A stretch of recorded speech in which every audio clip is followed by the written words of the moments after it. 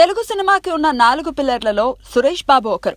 అరాకొరా సినిమాలు నిర్మిస్తున్నా పంపిణీదారుడిగా theatres lease తీసుకుని నడిపిస్తూ ఏదో రకంగా ఇండస్ట్రీకి చాలా దగ్గరగా ఉంటున్నారు. తన తమ్ముడు వెంకటేష్ హీరోగా వస్తున్న గురు సినిమాని వీలైనన్ని ఎక్కువ థియేటర్స్ లో విడుదల చేసే ప్రయత్నాలు మొదలెట్టారు.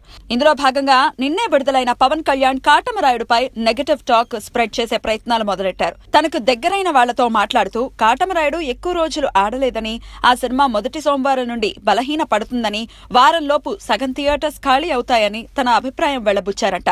ఇది నిజంగా తన అభిప్రాయం అయితే ఓకే, కానీ తన తమ్ముడు వెంకటేష్ సినిమా గురుకి థియేటర్లు పెంచేందుకు ప్రయత్నంలో భాగమైతే మాత్రం ఇది ఏ మాత్రం సమర్థనీయం కాదు అని అంటున్నారు.